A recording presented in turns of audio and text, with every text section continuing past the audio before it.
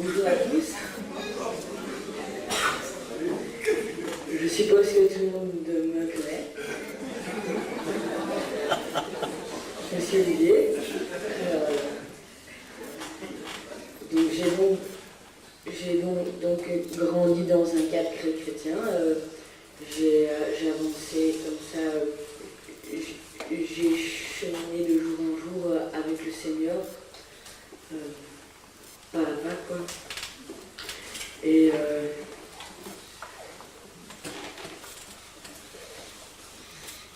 étant petit, j'ai au début, je veux dire, j'ai surtout voulu me cacher derrière cette réputation d'être le fils de pasteur. Et donc, je me disais un peu, c'est le boulot est déjà fait, quoi. Je veux dire, je pense que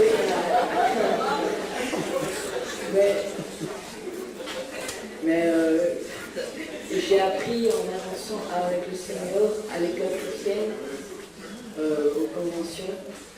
J'ai appris à l'aimer. J'ai appris vraiment que c'était un combat de tous les jours.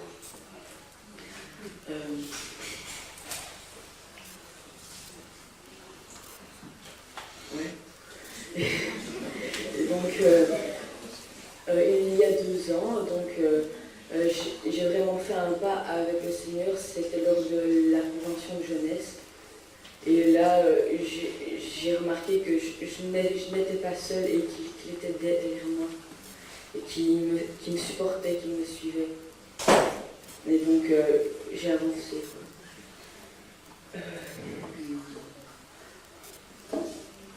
J'ai aussi parcouru des temps difficiles, des tentations, mais il avait toujours sa main derrière moi et ça m'a beaucoup touchée. Et je voudrais donner une parole d'encouragement qu'il m'a donnée dans ces moments difficiles. À travers les épreuves, nous apprenons à comprendre qui nous sommes. C'est pour cela que Dieu les permet. Et grâce à ça, j'ai pu avancer avec lui. Alors aujourd'hui, je me fais baptiser pour, je crois qu'on l'a beaucoup dit, me montrer en public, avec des amis et tout. Mais je voudrais vraiment lui obéir et le servir. Voilà quoi.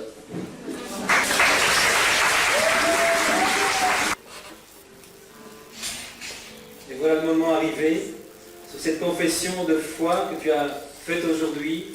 Tu as déclaré que Jésus était ton Seigneur et ton Sauveur.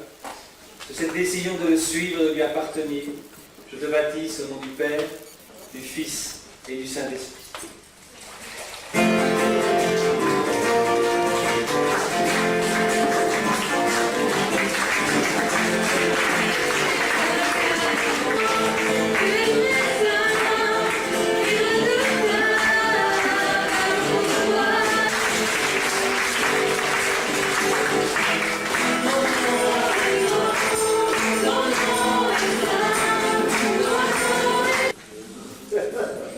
Moi, c'est plus qu'une image, c'est un film.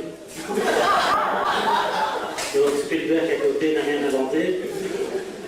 Je te voyais à vue humaine, tu voyais des montagnes devant toi. Et ces montagnes étaient comme des obstacles difficiles à franchir.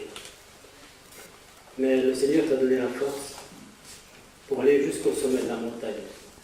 Et puis une fois que tu étais au sommet de la montagne, tu regardais dans la vallée. Et tu disais, mais comment ça se fait que je suis déjà en haut? C'était simple comme tout. Et puis tu voyais la vallée, et là tu voulais courir à grandes jambes vers la vallée pour aller faire le prochain pas jusqu'à la prochaine montagne et refaire le même système. Et puis à un moment donné, je t'ai vu, toi, comme un aiglon.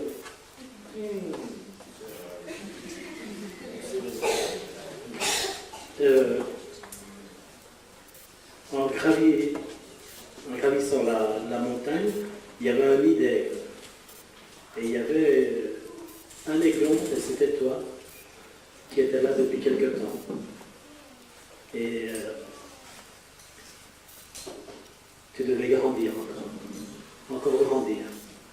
Et le Seigneur va te donner des plumes nécessaires, des ailes qui pourront supporter la pression.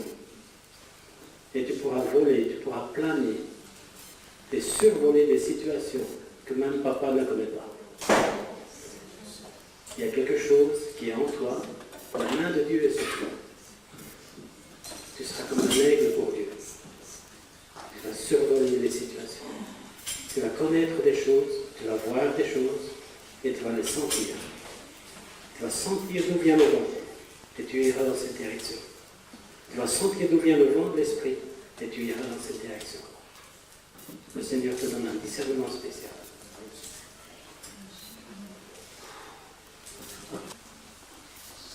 Saint-Esprit, confirme cette parole. Merci Père. Tu aides Olivier à déployer ses ailes,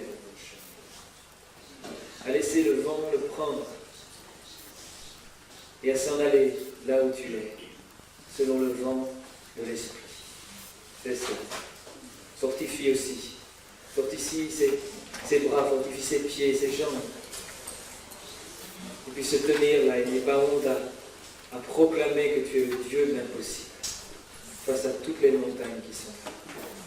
Au nom de Jésus.